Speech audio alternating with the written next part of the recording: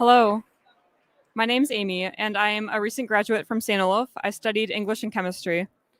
I am happy to welcome you to the Chrysler Pavilion and this event on resilience and management of permafrost wetlands. I also want to welcome everyone who is watching virtually, including those at the Chrysler Pavilion hubs in Stockholm and Geneva. You'll have the chance to ask questions via the chat, or for those of you in person, simply raise your hand at the end. I would now like to turn it over to Gustaf Hugelius from Stockholm University. Thank you very much, Amy. So in this session, we'll be talking about the resilience and management of Arctic peatlands and Arctic wetlands. We'll be focusing on some of the products that have come out of a multi-year project run in the Arctic Council under the Conservation of Arctic Flora and Fauna Working Group. So my name is Gustaf Hugelius, as mentioned, and I also have my sort of co-presenters here, or other editors of this report that I'm going to go into some of the details on. But first, just an overview in general. Wetlands have a lot of aspects to them that are really crucial to society. They provide us with a lot of ecosystem services. This is true for all wetlands globally, and I think it can be said to be especially true for Arctic wetlands. They moderate climate. They've been absorbing carbon for millennia. They are crucial for biodiversity, both globally and in the Arctic. They provide habitat for innumerable species. They provide access to drinking water habitats for fishing.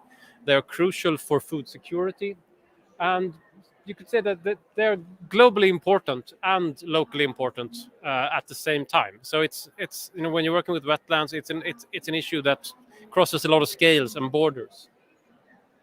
I did want to get into a slide on. We'll be talking about peatlands and wetlands a little bit interchangeably, and this is now tying into some of the more scientific definitions of what are wetlands, what are peatlands, and there are a number of different definitions of wetlands and of peatlands, different scientific definitions, different natural definitions, different cultural definitions, a lot of different perceptions.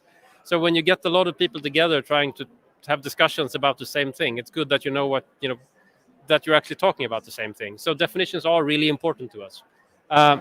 Here I use one of the many definitions. This is the US one from the Cowardin system, where wetlands are saturated with water long enough to promote wetland processes.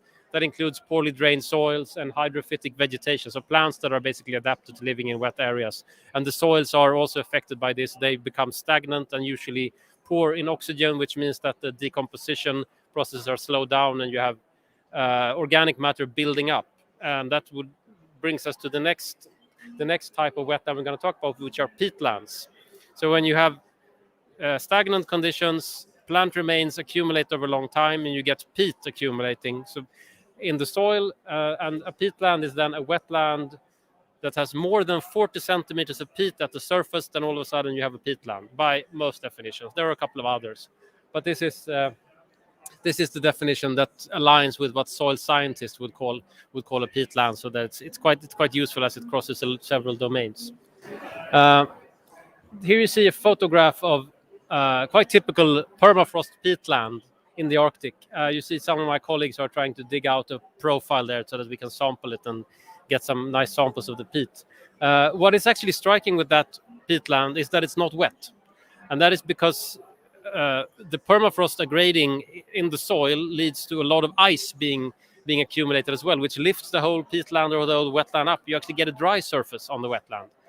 Once the permafrost thaws, it's going to become wet again. But a lot of permafrost peatlands are not actually wet, which also complicates the sort of mapping and classification issues further. A lot of other Arctic wetlands are wet, of course. And here you see an example of a wetland that's formed relatively recently as a response to a very strong climatic disturbance. So you have the permafrost is thawing in this picture, and you see a wall of ice basically behind the Professor Lantui, who is standing there, and this is leading to the formation of wetlands.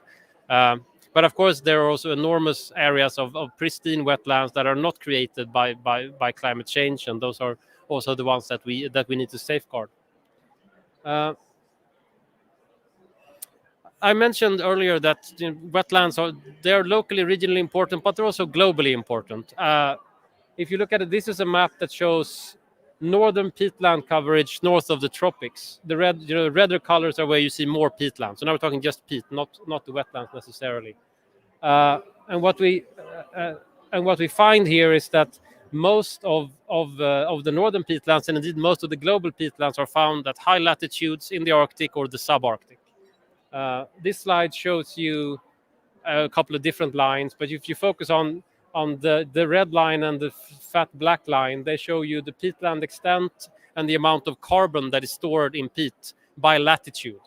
So you go from 23 degrees north all the way up to the high Arctic, and then you see this really pronounced hump between 60 and 70 degrees north.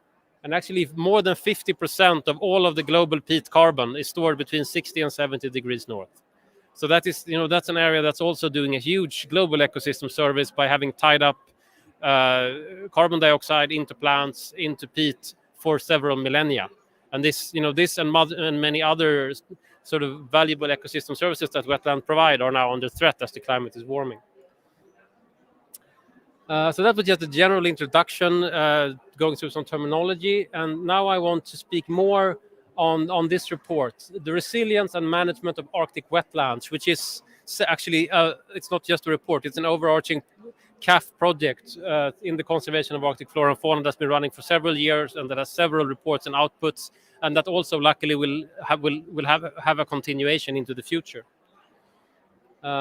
First, I just want to briefly touch upon, for those of you that aren't familiar with the Arctic Council, this is an intergovernmental forum promoting cooperation in the Arctic, so it includes all of the 8 Arctic states. There are 6 permanent participants representing different indigenous groups across the Arctic, and 38 different observer organizations that are other countries, NGOs, and different types of organizations. And the Arctic Council work is subdivided into 6 working groups. AMAP is one of them, and we've seen a lot of presentations from them here. CAF, or Conservation of Arctic Flora and Fauna, is another. So this is the biodiversity working group of the Arctic Council. Even though we're talking both biodiversity and climate here today, because these issues are really interlinked. So it has board members from 8 Arctic countries and 6 indigenous organizations, and observers from non-Arctic countries and a lot of international organizations. You see some examples here. And the mandate of CAF is really to address the conservation of Arctic biodiversity and communicate its findings to the governments and residents of the Arctic. Here you see a map of the Arctic region, and the red line is the CAF boundary. So these are the areas that are considered included to the Arctic by this definition. Same as with wetlands and peatlands, there are a lot of different definitions of the Arctic as well. So sometimes different organizations take a different view to what's the Arctic. But it's 32 million square kilometers, 6% of the Earth's surface, and over 21,000 different species are found in this region. And it has a key global role, both in we already talked about climate management, but also a lot of the species that summer in the Arctic are also bird species that actually will migrate and have their home also in southern latitudes, and then they migrate back to the Arctic. So there are several global dynamics to conservation in the Arctic region. So back to the Resilience and Management of Arctic Wetlands project, RAW for short. The goal of this project is producing policy recommendations to support measures and further develop management strategies to conserve wetland biodiversity and ecosystem services that then include climate mitigation. The project has had 3 phases. It started in 2017. The first round of the RAW project ended this year. The project has been initiated and shared by Sweden, and it's been co-chaired by Iceland. And there's been support from all Arctic Council states and the permanent participants towards this project. There's been a lot of very valuable and nice reports produced by the project. You see some examples of them here. And if you're interested, I would urge you to go to this website, caf.is/wetland. That's a nice website, outlining the findings, and also where you can find links to the PDFs of the reports and other materials. So the final report of the RAW project provides 13 key findings and 20 policy recommendations that are really designed to maintain and strengthen the resilience of wetlands in the Arctic. And these key findings and recommendations were presented to the foreign minister of all 8 Arctic states at the ministerial in May of this year and adopted as part of official Arctic Council recommendations. But we also want to stress that a lot of these findings and recommendations are applicable also outside of the Arctic region. A lot of the Arctic states, our territory extends also south of the Arctic. So our hope is that while the Arctic states start to implement these, perhaps with a view to the northern regions, they can also have positive effects south of the Arctic region, of course. And there is really an opportunity for Arctic states to act as role models for sustainable use of wetlands. We have much of the global surface of wetlands is in the Arctic states, which also means that the Arctic states have a mandate and a responsibility to really take action to protect these wetlands. The policy recommendations, I'm not going to go through each and every one of them. They are divided into different sections and themes, so I'm just going to go through them. There's one theme on climate change mitigation, wetland biodiversity, and resilience. So that's the first overarching findings that really speak to the grand plans of how we can limit emissions, really try to protect wetlands. There's also some recommendations that pertain to trying to streamline national wetland governance, recognizing that in a lot of states in the Arctic and outside of the Arctic, the present governance or lack of governance of wetlands is made really complex by a lot of different authorities tackling perhaps the same problem from different angles without having proper communication. So while reviewing the present governance of Arctic wetlands, we found that there's a lot of room for improvement and just streamlining so that everybody works together towards the same goal instead of working in parallel towards the same goal, which is what's happening now to a large extent. There are also more specific recommendations on wetland protection, conservation, and restoration. So there are different ways in which you can try to protect wetlands locally, in addition to the overall action needed to actually reduce climate or greenhouse gas emissions that actually lead to the climate change that is damaging the wetlands. There's also a lot of findings on knowledge system, meaningful engagement of indigenous communities, of local communities, and communication and outreach of wetland management, both to policymakers but also to local communities, and learning from indigenous communities that have been living and acting as part of their culture with these wetlands for decades and centuries. Then there are also findings that speak to improved products for wetland classification, mapping, and monitoring. How can wetlands better be integrated in the existing monitoring programs that we have, and how can we make better maps of wetlands that sort of work across borders and are actually useful also for international and policy actions.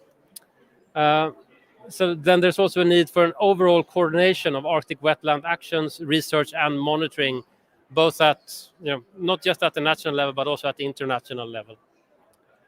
I'm going to pull out a few examples of paired key findings with key recommendations on how policy should try to approach these problems. One key finding is that I'm not giving you the full language. I sort of try to abbreviate it. That's why I put some dots around it. But widespread climate change impacts in Arctic wetlands are ongoing and projected to increase in this century, with catastrophic consequences for a lot of wetlands.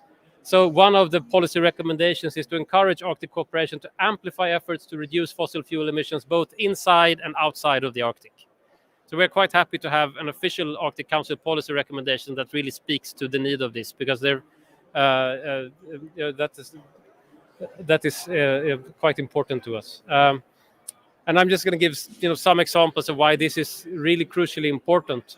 These two figures show projections from a scientific paper that looked at scenarios of global warming and peatland permafrost thaw. You see in these red areas in the map show different areas under global warming, on the global warming scenarios by where we will lose all of the permafrost in the peatlands, and you see the extent going down from we're at roughly 1.1 degrees warming now, and even between 1.1 and 2 degrees, there's a very substantial loss of permafrost in wetlands. And when the permafrost thaws in peatlands, you basically have the peatlands going from being a long-term carbon sink to being a source of both CO2 and methane in different stages of the thaw. So what we find is that permafrost thaw alone, this is not counting other damage to wetlands, but permafrost thaw alone will basically push the whole carbon sink of northern peatlands from cooling the climate to actually warming the climate for several hundred years. And this is almost inevitable unless we do really rapid action to reduce climate warming. Another sort of selected pair of findings and recommendations. We also find that Arctic wetlands provide very important ecosystem services to Arctic and global communities, including climate, biodiversity, protection, water, access to fresh water, also habitat for aquatic organisms. So the policy recommendation paired here is to actively support efforts to maintain and strengthen natural ecosystem capacity, primarily through conservation and restoration measures in Arctic and boreal wetlands. So the one we had before, that was really talking about global emissions. That is a diffuse problem that affects the whole world. Now we're getting more into targeted actions on the ground, either through conservation of the pristine wetlands that we still have, or through restoration of wetlands that have been degraded. Just as an example, so following up on that, I'm going to just show some slides of a map product that came out actually this month, which is an updated map of Arctic peatlands as well as mineral wetlands. And if we look just at the Arctic region north of 60 degrees, we find that the total area of wetlands is 2.7 million square kilometers. 1.8 million of those are peatlands, and the others are areas where you have wetlands that don't have the thick peat coverage. So you see that these wetlands are distributed in the Arctic tundra, but then also these large peatland regions, for instance, in the West Siberian lowlands and in interior Canada along the Mackenzie River and the Hudson Bay lowlands. But this then becomes relevant in the context of the recommendation we just heard when we overlay our wetland map with the areas that are currently under some type of protection. These are different types of protected areas. They may be reserves, they may be national parks, etc. So you see now the wetland coverage in the protected areas. And we find that 12% of the Arctic wetlands are currently protected in some form. This doesn't mean that they are protected from all of the potential hazards that may affect the wetland, but they are protected at least in some form as it stands now. And 8% of the peatlands. Perhaps you might view this as a good start, but there's definitely a lot of unprotected area that needs to be properly managed in some way. And there are also large areas of degraded peatlands and wetlands that could benefit from restoration to sort of restore previous ecosystem services that they were providing. And the last sort of more important key finding and policy recommendation I want to lift up is that the key finding is that indigenous people's knowledge and stewardship is really important for successful management of Arctic wetlands. So this is basically recognizing that indigenous peoples are an integrated part of this ecosystem. So they are not separate, the indigenous ways of life on the Arctic land is not separate from the wetland ecosystem functioning as it is. They should really be considered as part of the ecosystems and of resilience of resilient wetlands. Excuse me. So the policy recommendation here is that wetland policies should recognize the legacy and future importance of indigenous people stewardships and the need for collaborative, integrated management of Arctic wetlands that is not a top-down action, but really also includes the indigenous communities in the planning and the stewardship of the wetlands. And here, I, as an example, I just wanted to highlight work that was done in an earlier phase of the RAW project by Victoria Bushman in a report on Arctic wetlands and the indigenous people study. So, this report has several dimensions, but one of them is looking at case studies distributed in the Arctic regions of indigenous use of different wetland areas. And I'm just pulling out one of the tables that Victoria put together for this report, and the top line shows you the percentages of where indigenous use is occurring in one of these wetlands. You see that in 83% of the cases there is some indigenous use or management happening of the wetlands, and then it's either farming, haying, herding, gathering, fishing, or hunting that is being lifted up here. So I just wanted to highlight that most of these wetlands are actively being used by indigenous peoples as part of the ecosystems. And that was my final slide. So you have some contact information if you want to reach out to either CAF or to me. And with that, I would hand over now to the next speaker, and then after that, so next speaker is Marcus, and then we have Dalee, and then we will have a short panel discussion, and then we will have questions from the audience or from people online at the very end of the session, and those questions can be to any of us. So Marcus, please.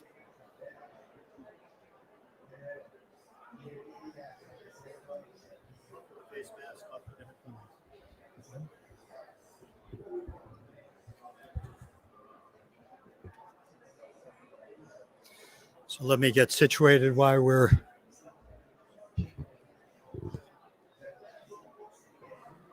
the green button, right? Good, thanks.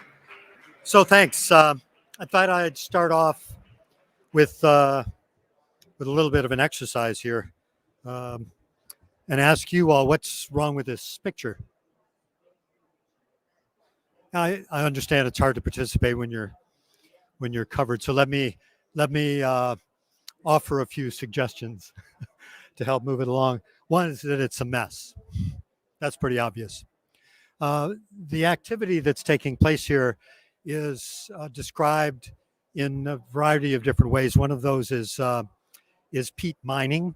The other is peat harvesting.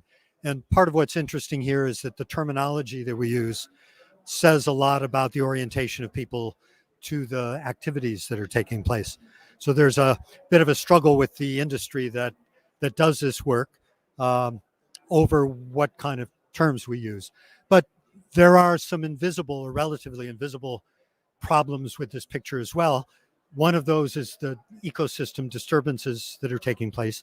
We don't see directly the impacts on biodiversity, on the local ecosystem. What we absolutely don't see is the carbon leakage that takes place from these kinds of areas that have been disturbed. My training is as a social scientist. I'm not a soil scientist.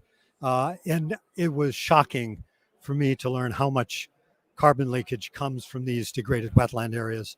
Half of Iceland's emissions come from carbon, of course they come from carbon, but they come from degraded wetlands, something in the neighborhood of 20% of Sweden's, just as examples.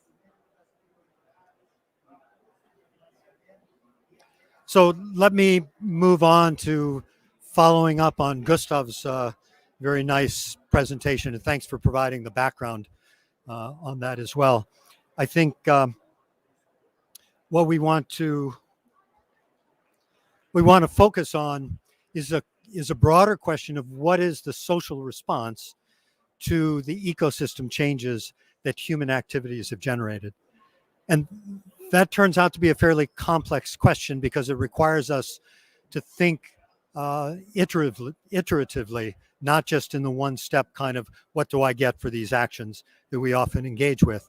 And that's part of the complexity of the kind of analysis that this project has tackled. So what I will do here is focus on some of the main findings of the second phase report with that broader question in mind. Next slide, please. That's me, right? Thanks. So the conceptual, I'm going to, if it's not already clear, I'm going to have a hard time coordinating the finger punch and the button here at the same time. So bear with me. We're using a model described as social ecological systems model. And to my friends among the permanent participants, indigenous communities, who've reminded us, well, this is how we have always thought about about our environment, about ecosystems. But I'm afraid that science in the Western form has often not thought about it in terms of this holistic picture. We often carve things up into the social component and the ecosystem component. And what I would say now is that this right-hand side here segment, we actually know a huge amount about human impacts on wetland ecosystems, what kinds of activities are impacting them, and what the outcomes, what the consequences are that come around in terms of ecosystem services. What we've paid a lot less attention to over the decades is what is the social response to the changes that we're bringing about in terms of wetland degradation, in terms of loss of these ecosystems. And some of those responses have been driven by, for example, problems with migratory bird species who lose habitat.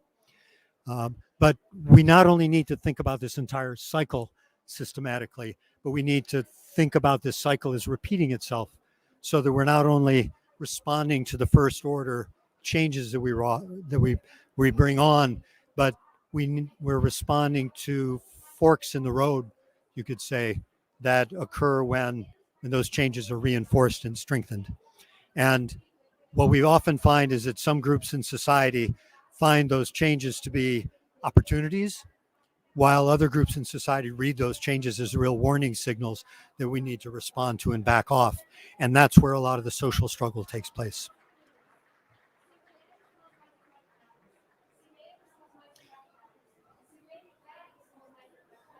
I'm going to get this before I'm finished here. So one of the studies that we reviewed looked at the different kinds of human activities that impact wetland ecosystems. And it seems pretty rudimentary looking down this list. You would think, okay, well, I understand all of these things: filling, draining, excavating, grazing, changing nutrient levels, climate change. And what I've added on here is cognitive, because that has an impact as well.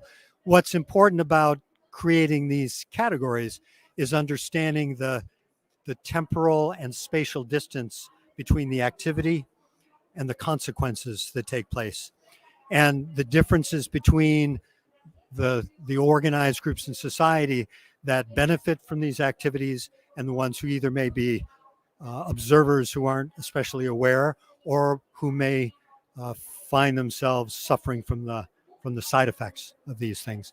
The further away we get from direct consequences, the harder it is to attribute activities as causes and to misexplain them as being something else. This is one of the challenges that we've wrestled with climate change over the last multiple decades. That it's distant, it's complex, it has many causes, and it's quite similar with degradation of wetland ecosystems. These different kinds of human activities require different sorts of policy interventions to steer them. And it's obvious here that when we're talking about climate change, those interventions look very different in drawing down carbon emissions than the direct mining of peat or other kinds of disturbances that take place during oil and gas exploration, for example. And I would argue that the cognitive differences are important as well. I came into this thinking, y'all have heard the phrase, don't drain the swamp.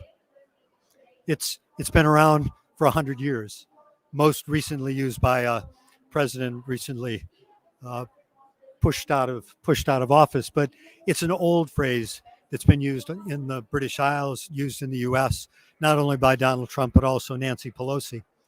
And the idea still holds in a lot of people's imagination that swamps, wetlands are something to be drained, that they're not useful or important in some way. And part of the challenge that we face is helping people to understand the connections that Gustaf pointed to, that it's climate regulation, it's food security, it's ecosystem services of a whole variety, it's buffering against flooding, providing water sources, filtering, this whole range of services. But for most of us, it's like understanding the source of electricity comes out of the wall, and that's as far as we get, following it upstream. So we need to think also about how people conceive of of the issue. One of the things we did for the phase 2 study was collect case examples from the participating countries of activities to do restoration of wetland areas that have been degraded. And the variation was much too large to make any clear generalizations, apart from saying just a few things.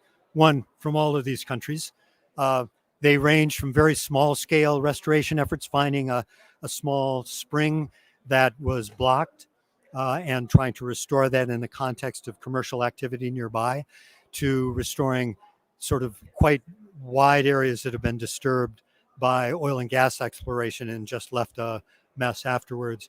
The complexity is different, but what we can also say is there are two major categories of restoration with different kinds of techniques that are necessary.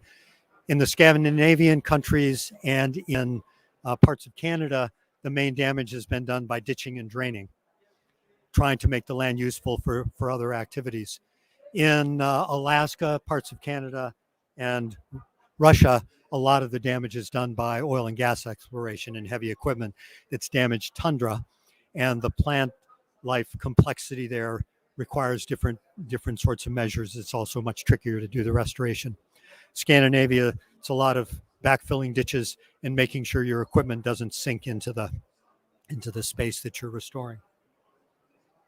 But lots of insights, and it also is a reminder that we know more than enough to take action and to ramp up those activities.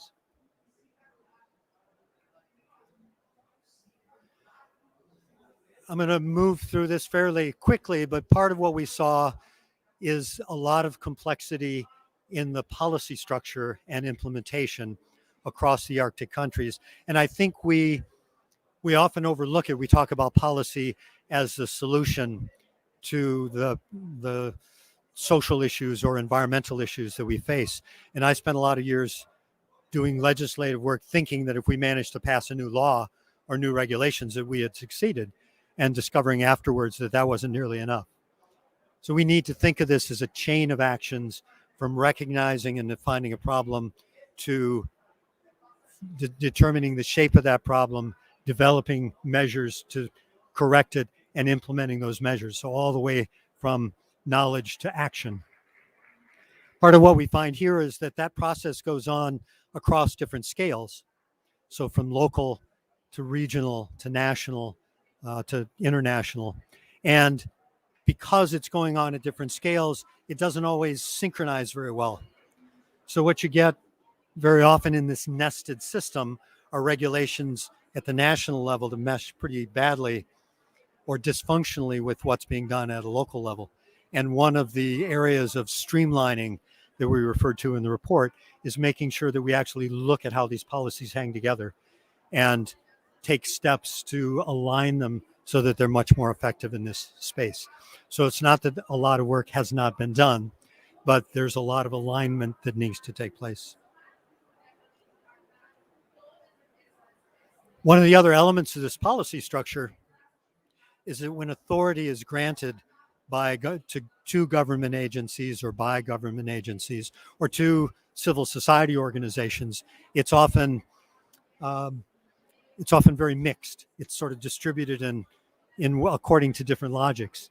And one of the problems with that is that you also get conflicts over the authority. So an easy example is in the United States, the authority for wetland protection falls under both the Environmental Protection Agency and under the Army Corps of Engineers. And I don't have to tell you that the missions of those two organizations are a little bit different. So they sometimes collaborate quite well, but they don't always play well together. And this is another one of these areas where streamlining or deciding who's in charge ultimately has to take place and hasn't taken place yet. This is just a listing. We have similar issues. This is a model of Norway's process of integrating the Water Framework Directive at the European Union level down to the national level, down to local level activities. So this also speaks to Victoria's work on indigenous engagement with wetlands areas in the report that she authored. This was a piece that for us is really important in thinking about how authority and power are distributed in this process of management of these areas. And the nice thing in this continuum, and you'll all be familiar with this, that the labels that are used aren't always exact descriptions of the activity that's taking place. So sometimes what's described as cooperation or co-production is really just informing a local community that something's going to happen. So prepare for it. That would be on the left-hand side. It's even, I think, generously labeled consultation. On the other side is a process where the engagement starts early. A problem is identified collaboratively, and plans for how to engage with that problem in a way that don't create sort of new problems on the way are worked out. And it's actually pretty hard to create new policy and new interventions that don't have some unwanted side effects, but you're much more likely to avoid those when these kinds of things are designed with a mix of scientific knowledge, experiential knowledge, indigenous knowledge that's developed over centuries or more, and put together in a context where we draw on these different kinds of expertise, but different areas of use. So this is the other analogy in this kind of a process is often people talk about the tip of the iceberg, but this is an area where we found things virtually absent. Public perceptions of wetlands, very, very little research done on this. A handful of studies. What we mostly know are the political slogans, don't drain the swamp. Organized interests. Also very little research on the policy networks or organizational coalitions that pursue various interests, and even where policies are being pursued can be blocked or slowed down by particular kinds of organized interest. And connected to that public policy, which in order to, at least in my experience of public policy work, it's necessary to build a coalition of organized interests that may come to the group for somewhat different reasons, but share a common set of outcomes that they'd like to see. And all of that is the part of the whale that's below the surface. We know there's a lot there, and we know that it has a huge influence on our pathway forward and how fast we can cover that pathway. But there's a lot of work to be done to tease that out. So that's also Greenland. So thank you, and be happy when we come to the discussion section to take up points. Thanks a lot.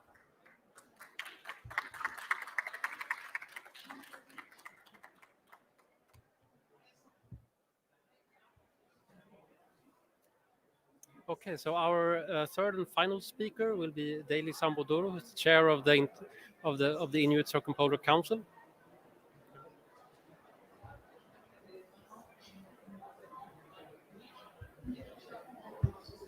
Qianak. I'm going to steal a line from a friend and colleague, Cordelia Kelly. I don't have a PowerPoint because I'm the PowerPoint.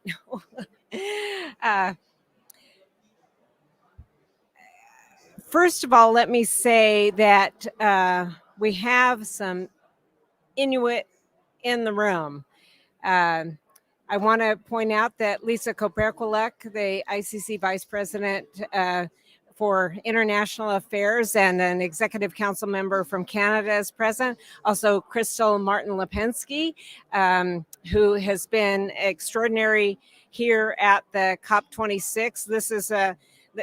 This is an overwhelming environment for many of our own delegates, and it's just significant that someone like Crystal can navigate like an ace through all of this, and also provide support to one of our elders who arrived earlier today to contribute to an Indigenous knowledge activity that's going to take place on Saturday. I'm also very pleased that Victoria Bushman is here and that her work was invoked in both of the presentations that you've just now seen. And we have some of our Sami colleagues here as well from who are also engaged, of course, as permanent participants in the Arctic Council.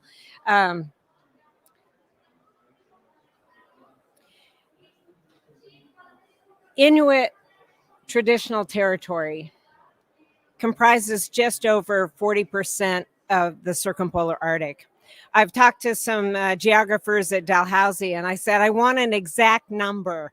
I was like, well, there are all kinds of factors. I probably shouldn't have started that conversation, but nevertheless, if you take a circumpolar view of the world, you will note that our traditional territory comprises a vast area. And much of that area is covered by wetlands. I really appreciated the image that was shown earlier from Victoria's report that indicated certainly, for example, in Alaska, but across the whole of Inuit Nunaat, we are covered in wetlands. Nevertheless, and far from the characterizations given by others, our profound relationship to the environment includes these wetlands. And I'll talk a little bit more about the details in terms of the impacts of climate change on our wetlands. But the point here is that Inuit Nunaat and its geography holds significant wetlands. As I've already shared in numerous events here at COP26, that we are experiencing rapid, dramatic impacts of climate change. And though we pride ourselves in being adaptable, I mean, otherwise we wouldn't exist in the Arctic. We wouldn't be there and present. We are adaptable people. We pride ourselves in our ability to adapt and to a particularly harsh environment.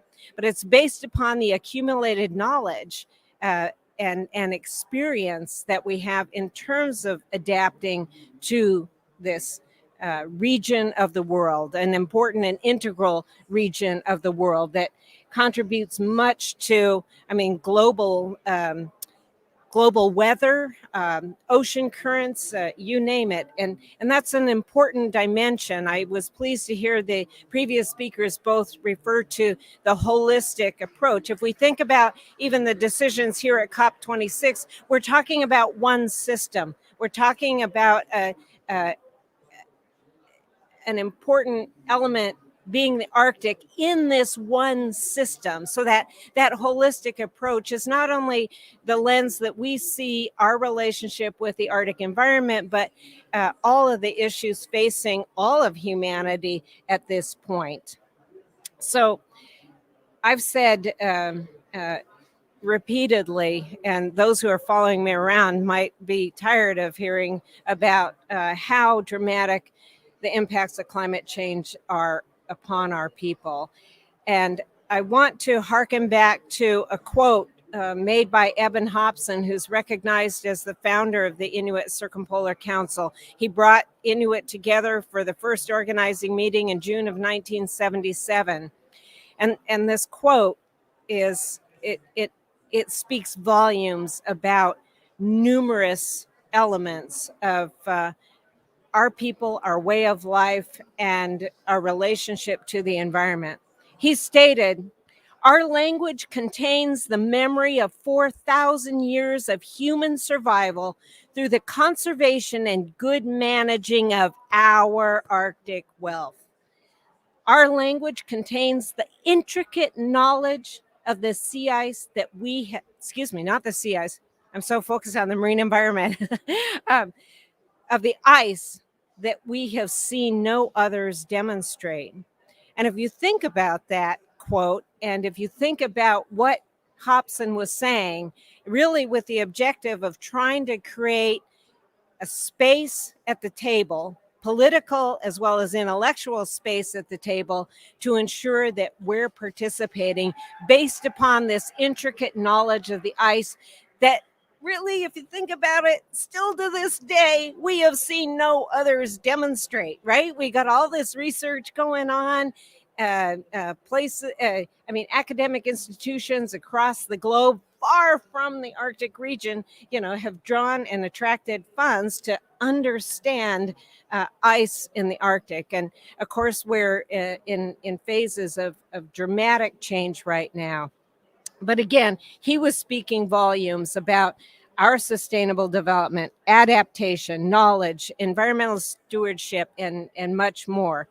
But he also emphasized the need for our central involvement in every issue of concern to our Arctic homelands and our territory, including at the national and at the international level. I mean, this is one reason why we're here and present at COP26. And in our estimation, these decisions and the policy should be informed by the holistic perspectives that we carry as Inuit that have adapted to this environment. Because of this profound relationship, which includes, on our part at least, the recognition of ourselves as a species among many other species across the Arctic. The health of the Arctic, including the wetlands, is directly tied to our health as a people. They're inextricably linked. And this is our individual health and as well as our collective health. And there's so many multiple dimensions to this notion of physical health and mental health. I was genuinely impressed by the articulation of the impacts of climate change on our physical and our mental health by our youth at a session yesterday and then earlier today, talking about the tough issues of mental health conditions and making the linkage between the traumatic experiences that are being triggered largely by forces that are driving climate change. I could go into a whole tangent about this issue and colonization, et cetera. But again, I think that the way that our young people have articulated this is really, really significant. But of course, food security and our food security, or presently for many of our communities, food insecurity is a reality. But I just want to point out that all these multiple dimensions affecting our cultural integrity, from physical and mental health to food security and a whole range of other issues. All of these things have to be understood, but also understood and prioritized in terms of the role that we have to play, especially in contributing to solutions that I think are going to be favorable to all of humanity. In this regard, our knowledge and our knowledge holders, they can make a significant contribution. And I'm pleased to see that both of you presented on the importance of Indigenous knowledge and the nature by which it can be embedded in the work of the Arctic Council working groups, CAF in particular. It's our hope that this happens across all of the working groups of the Arctic Council. And the co-production of knowledge between scientists and Indigenous knowledge holders. And it's taking root within the Arctic Council. And I have to say, to some small degree, we're beginning to see its expression here within the UNFCCC, largely because of Indigenous advocacy that led to the creation of the Facilitative Working Group, which is comprised of 7 Indigenous representatives and 7 state party representatives, and has a mandate of 3 pillars, I guess I could call it: knowledge, capacity, and policy and decision making. So through the Facilitative Working Group, we've been able to make some advances really aimed at raising the capacity of state party members to understand the contours of Indigenous knowledge. And we've been fortunate to undertake a couple of different initiatives related to that. in the context of climate change and through the UNFCCC, but again, specifically the facilitative working group. And this co-production of knowledge and the potential for co-production of knowledge, as the ICC has articulated everywhere that we have raised our voice, has to be done on the basis of what I would refer to as the substantive elements of our right of self-determination, or the substantive elements of maintaining, owning, and controlling our indigenous knowledge, as well as the procedural elements of how we engage and maintain our indigenous knowledge through the co-production of knowledge. And basically what I'm saying is that there has to be respect for and recognition of the role of our knowledge holders in any processes in order to produce new knowledge, to produce knowledge through co-production of knowledge. And really at the core of this, consistent with, for example, the Inuit Canadamise policy papers, has been expressing our right of self-determination in research and working with scientists and others. I want to now turn to how significant this knowledge is in relation to adaptation and mitigation. That these actions, and this is a message that we've been trying to register here at the UNFCCC, that adaptation and mitigation and all of these other elements under discussion here, loss and damage, you name it, whatever is on the agenda of the UNFCCC, has to be rooted in Inuit values, and that through co-production of knowledge and respect and recognition of Inuit and other Arctic indigenous peoples, we can move toward solutions that will result in the best available knowledge for the policy and decision makers that are gathered here at COP26.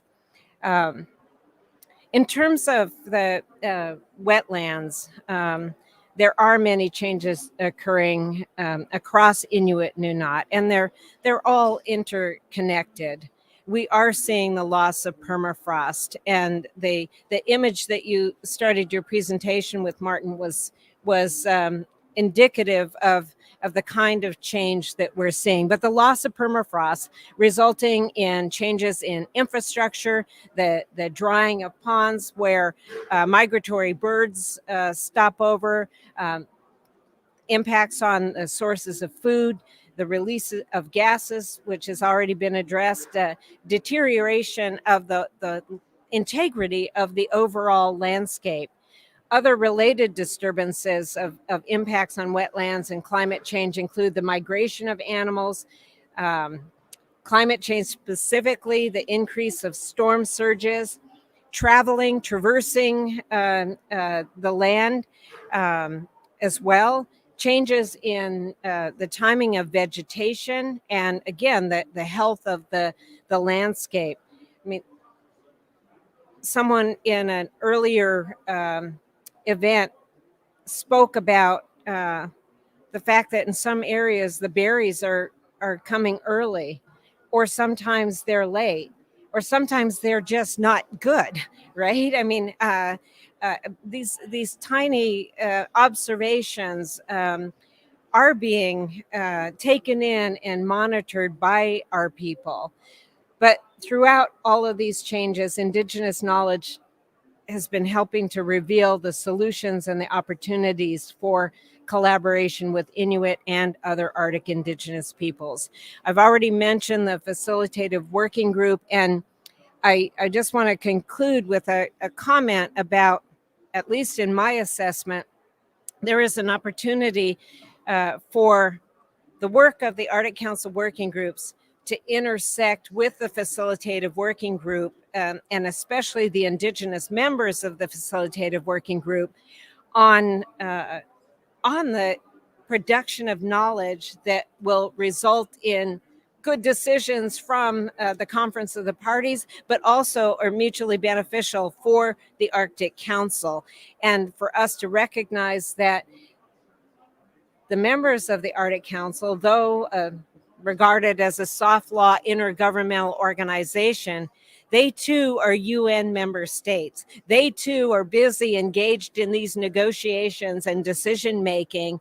And it is through the possibility of exploring innovative and creative ways, the intersections or the cross-fertilization between Arctic Council working groups and the issues facing all of us, again, recognizing that we're talking about one system, we're talking about one planet. So the ability to allow for these intersections may produce knowledge that is crucial to the decision makers, the policy makers that are here. And as the ICC and Inuit and other Arctic indigenous peoples have said repeatedly, we're willing to make the contribution. I made this statement to the COP presidency when we had a dialogue with him. Now I can't even remember, it was in the last 48 hours, that we're ready to contribute. We are ready and prepared to bring forward what we have to contribute to not only the Arctic region, but for all of humanity. I think that this idea is worth exploring.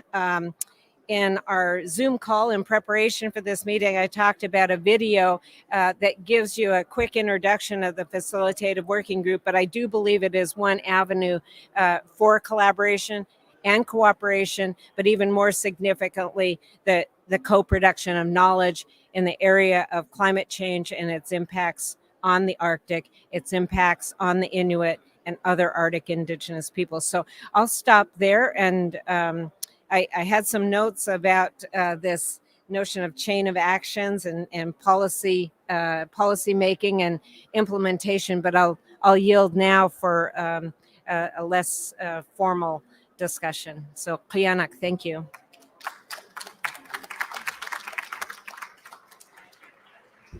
Okay, so now I think we will have a short panel discussion up here with the three of us, and then we'll open up for questions to the audience. So we'll just try to bring three chairs up, and I'll see if that mic works.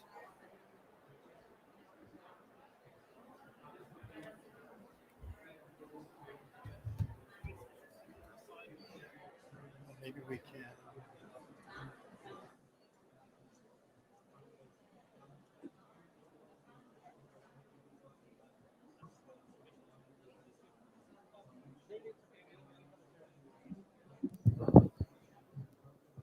So can we wear the headset? Yes, yeah, absolutely. Okay, so this mic is on. Great. Okay, so thank you for. I can.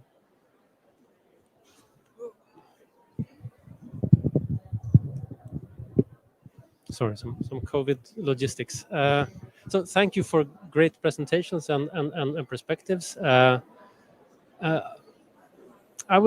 going to try to pick up a few sort of thoughts that came from your presentation. I want to start with language, because I think that it's, even though I'm a natural scientist, I recognize that language is profoundly important to everything that we do, and both of you raised this in your presentations. So Mark, you talked a little bit about how wetlands have been perceived historically in a lot of Western societies, and we have the drain the swamp and whatever. There are a lot of examples of very negative connotations around wetlands. At the same time, from discussions with colleagues within this project from the Sami Council, and also from reading reports, I've learned a lot about all of the different terminologies that describe wetlands that exist in different Sami languages, and that aren't at all associated with negative connotations, which is something that also really, I think that the language we use really also says a lot about the value we put on something and on the wetlands. I was wondering if I could get some perspectives from both of you on that. Let's start.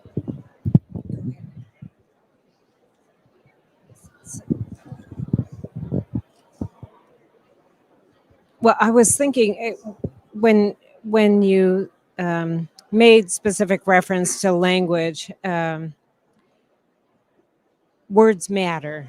I mean, and so not really specific to wetlands, but for example, even in an exercise or a project that is generally based upon co-production of knowledge, the terms that are used and the language that's used and coming to agreement and understanding about the language used is really, really significant, because we are seeing the world through different lenses, and the way that a researcher might articulate something or conceive of an important problem to solve through further research, and the opportunity to sit with the indigenous peoples, the Inuit in this case as an example, and coming to agreement about what the research is going to involve, and understanding its multiple dimensions from either individual knowledge holders or collectively as a community. And we've seen examples emerge where, in fact, they've been spoken of here at the various different events by indigenous peoples of research proposals that haven't involved any cultural context or social learning and can go veer off in the wrong direction, wasting time and money and the energy of the people who may be impacted by the results of the research. So even a simple thing like understanding terms that are going to be used and the language by which research and indigenous knowledge holders moving forward toward an objective of research, that everyone has to be cognizant of language and terminology. Yeah, thanks for that. The reason I raised this is, well, let me speak to both this co-production question, but also the terms used. In my work, both grassroots organizing, but also research, the terminology that we use reflects how we see an issue, how we understand it, what we define as a problem. And that in its own turn steers how we engage with other people or with the particular problems that we structure. So if you see a financial package as spending, it's perceived in one way. If you see it as investment, social investment, it's a very different way of conceiving of those set of activities. So I think even the difference between mining or harvesting, those are very different. And we all know from experience in our relationships that it's not automatic that the terms we use mean the same thing. And that requires exchange and testing and listening to one another. So those terms are important, and it's also important to make sure that we mean the same thing when we're using the terms or we negotiate something new. Part of the reason I think co-production of knowledge is so important is because it leads to co-production of action. And if we want everybody on board, and if we want especially the people who are being disadvantaged by the developments to be engaged in these kind of processes, then we need to define the problems together, see what the shape of those is. We need to not miss critical elements. And as we produce the knowledge, we need to produce action together so that we're able to move forward in a way that's inclusive. So. Yeah, thank you very much. Yeah, I think that there's actually one of the more targeted ideas or recommendations that came out of this report is to start. The project and the report recognizes a need for improved mapping of where wetlands are, the sort of characteristics of wetlands, the services they provide. But one of the things that we also found is that there's also a good opportunity to actually not just produce maps that show where wetlands are per the US national definition or per the Swedish definition or whatever, but actually by the using the language and the nomenclature and the concepts of wetlands that different indigenous communities have, so that you make a wetland map that doesn't show the coordinate system wetland map. You show an Inuit perspective of where wetlands are and what different characteristics they have, because there are different terms for different types of wetlands and their uses. So I think that's a really interesting idea that I hope that we'll be able to sort of follow up on. So switching gears a little bit, we're talking. You were just mentioning co-design, co-production, working together. At the same time as we're identifying a problem at the national level in a lot of Arctic states of multiple agencies attacking the problem or not attacking the problem of wetland degradation from very different angles. Do you see a really big challenge in pulling this together? How do we practically solve that? Do we put all of the eggs in one basket and say that this national agency is responsible for wetlands and they are the ones that should lead co-creation and co-production with indigenous communities?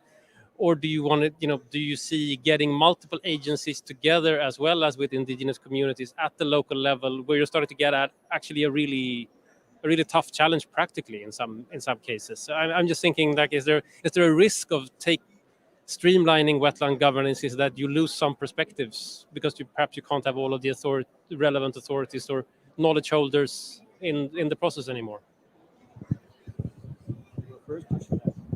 My answer would be yes and yes. But streamlining isn't easy. It's a process. It's never finished. It's like democracy. It's kind of always going to be a little bit raw. We're never going to get it right. Even if we got it right, things change. So we have to continue to revise and adapt to changing circumstances. And those changing circumstances aren't only ecosystem, they're also social. So we need to know what these geophysical systems look like that we're connected to. And then we need to know the who that we're connected to be able to define these issues that are challenges and figure out how we work on those together. And that's an ongoing process, and there's no endpoint. It's ongoing.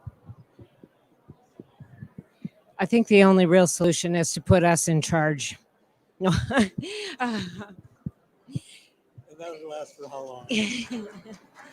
Well, we have a long view. Yeah. No, I think I would tend to agree that yes and yes in terms of your question. But to be honest, really one of the desires of Eben Hobson was to find coherence and coordination of Arctic policy through and through, including having us as Inuit as a prominent feature of coordination and coherence of Arctic policy. I mean, indeed, he was speaking about Arctic policy in the mid-70s when no one else was speaking about it. Now I think Singapore has an Arctic policy. China has an Arctic policy. And if you think about that historically, it's pretty stunning. But the idea and the objective was coherence and coordination. And similar to how we've approached the marine environment and oceans, we are traveling from one intergovernmental organization to another. The dialogue about biodiversity beyond national jurisdiction, the International Maritime Organization, and the Polar Code. But the same is true with wetlands. And if we think about it in terms of the whole circumpolar Arctic, I'm afraid to know how many entities, how many agencies are out there. So if there is a way to streamline, I think we could welcome that, but it would have to be on terms that are really conducive to ensuring that we have the intellectual space and the political space really to have some influence in the discussion and dialogue. Just a quick footnote about language, also body language. I mean, if especially among Inuit, people are the expressions and the way we relate to each other and the importance of body language is good too. Thank you very much. Now, Dalee, you raised the point that talking about these issues of Arctic governance in the 70s already, and now everybody has a plan, or there's a lot of global focus on the Arctic region. There has been a long focus on the Arctic region that has often been geopolitical and military, and that's a lot of the Arctic countries were mainly interested in the Arctic region as a resource extraction region, or an area where they might potentially be invaded, if you simplify it. And luckily we are moving, we have moved away from that to some extent at least. not fully, and I think the potentials are growing again, but that's another discussion, right?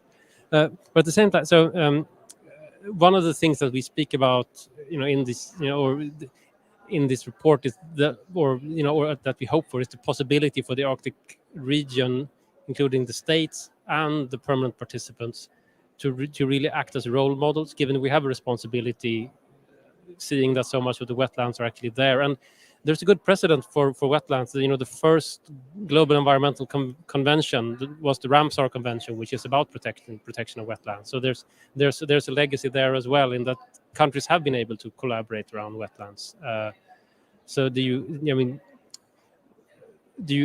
see that there is applicable? Do you see a good chance for Arctic collaboration and co-design to inform and spread outside of the Arctic region, also to other parts of the Arctic states and even outside? You want to go first, or should I? We are hardwired to copy or emulate what we see happening around us that looks like it's working. Anybody who has kids knows that. Anyone who's been a kid knows that when we're unsure of what to do, we look around and see what others are doing. And if it seems like it's working, then we do our best to emulate that. I think this is Sweden's strategy in the world, and it's where Sweden will have its impact around climate change, that we're decoupling from carbon. People are prosperous and have a pretty good life. It's not perfect.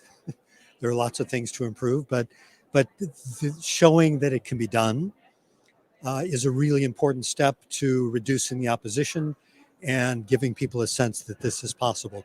So I think your idea that we can show that these kinds of collaboration and problem solving work is really, really important, because it demonstrates that it can produce results. So it's really important that we do it in ways that we would like to have others emulate, and not take bad shortcuts. So that's, let me just stop on that. Mm-hmm. Yeah, I think that's that. Well, first of all, the way you frame the question in terms of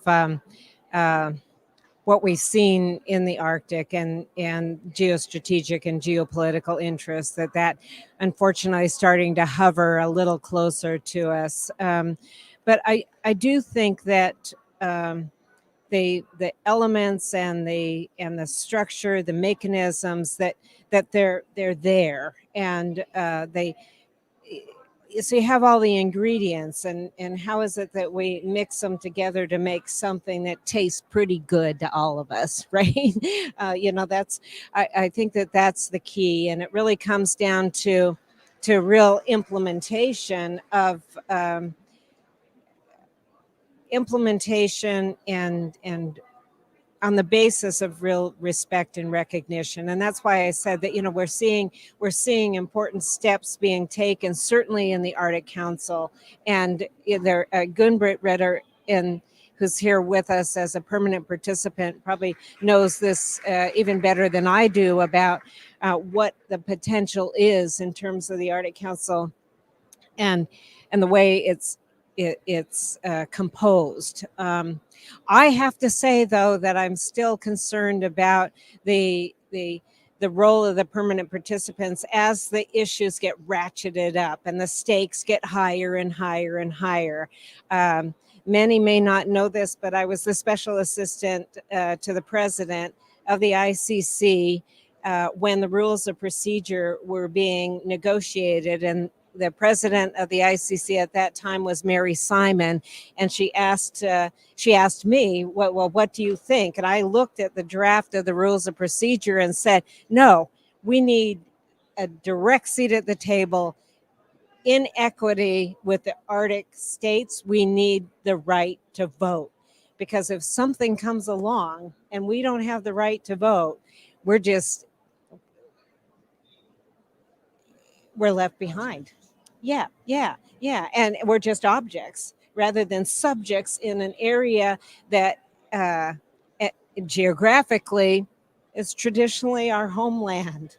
So I thought, no, this is not really acceptable. So that's my one big fat footnote to the question. But I do think that the Arctic Council as a mechanism and all of the parts and pieces, that they're there and they can be improved upon, and it can be a model and a precedent for other regions in the world in terms of states and indigenous peoples and the opportunity to bring individuals together in a place where they feel that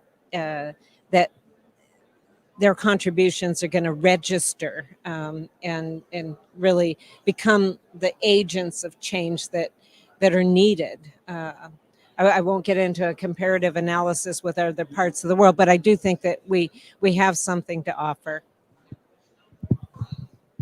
Thank you very much. So I'm looking at the time, and I realize that I think we're having a nice discussion, but it's probably time to open up to questions from the audience. Are there any questions from the audience or from the chat online? It can be to any of the panel participants on the talks or on the discussion. So you can, if you could please go up to this microphone and ask your question. Thank you.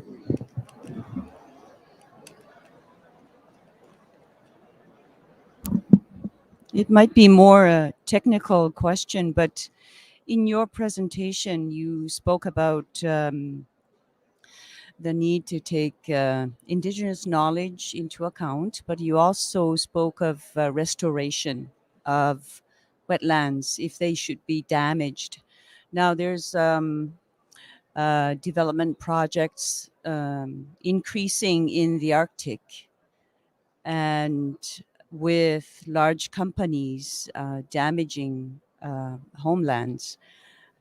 But I'm wondering, because the reactions is usually, well, it's the Arctic and it's very difficult to restore. It's not possible. So we'll develop, we'll do the exploitation, but restoring will be difficult. You know, it takes, as I heard, 50 years for lichen to grow back. So that's also why caribou have a cycle of going back and forth to migrate on migration routes. So I'm just wondering, well, are there some real examples of restoration projects that have succeeded in the Arctic? Is that what you were basing your presentation on? Is it possible to restore wetlands in the Arctic?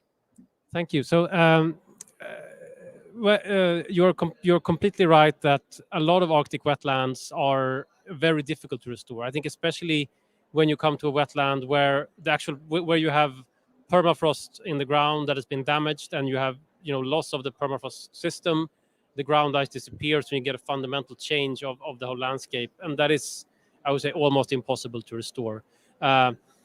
With that said, also, I mean, if you look at the CAF region and the mandate of the report, it includes a lot of areas that are not permafrost wetlands and where the degradation is that has occurred. It's a hydrological degradation where you put ditches and so on, and where you can actually plug the ditches, and then the restoration projects are I'm not going to say simple, but relatively straightforward in that sense.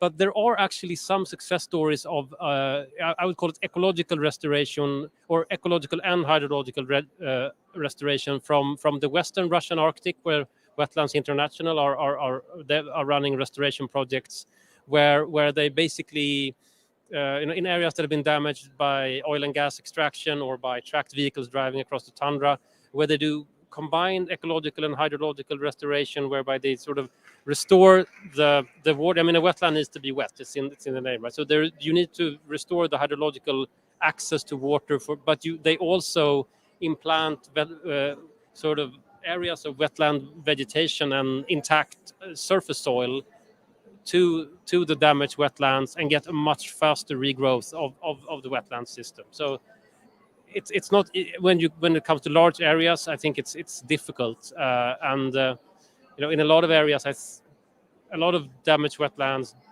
we're not going to be able to restore at a time scale that is meaningful to this discussion, at least, unfortunately. So I think it's both a yes and no. In some cases we can, in others we can't, and then of course protecting what is left becomes even more crucial.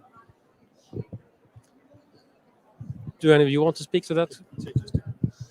I mean, I think this raises a question of, if that activity is permitted, then what can be done to compensate for the damage, both the ecosystem damage, but also any damage to people's livelihoods.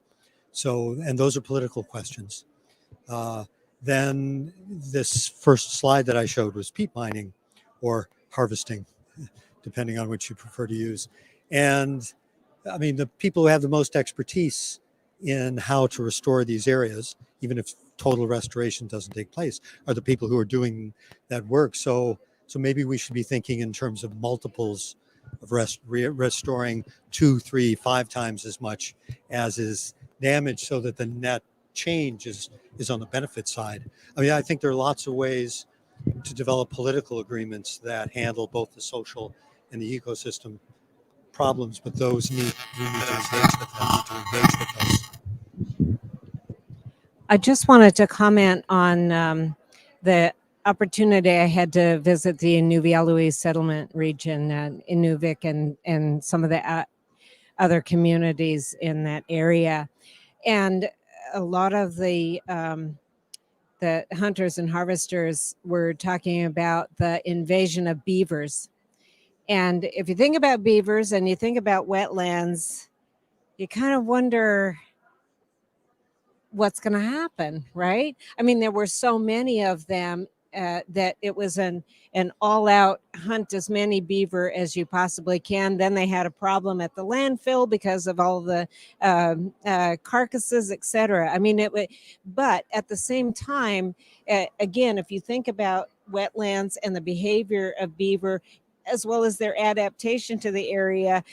So when you ask the question about, well, when damage is done, not just in terms of development, but again, and the beaver are there because of climate change, right? They're shifting and moving as well. So I just thought I would add that dimension. There's actually a project that the National Association of State Wetlands Managers runs, using beavers to do wetland restoration. It's, but I mean, it can work. Okay, thank you very much for those perspectives. So do we have any more questions from the audience or comments? Nothing, anything online? No? Okay, but with that, I'd like to thank you both so much for joining the session, and thank the audience and those of you watching at home or at our hubs. And thank you very much.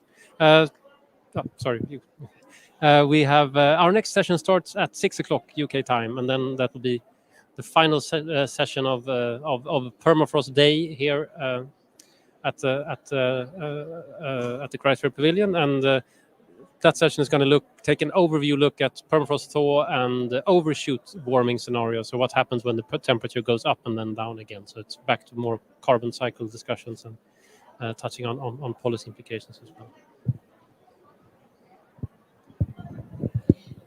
I also wanted just to lend my thanks, but make the note that for those of you that aren't familiar with the Arctic Council, really its origins were on the basis of environmental protection of the Arctic region, and because of that, I think my urging of looking at how to intersect the Arctic Council working groups with the facilitative working group within the UNFCCC, that there may be some opportunity for gaining traction on some of these issues. But again, environmental protection and that objective, I think it does actually need to be revisited by especially the state party members of the Arctic Council. So thanks. Thank you very much for those nice closing words. Okay, so thank you everyone, and hope to see you at 6 again if you have an interest in that session. Thank you.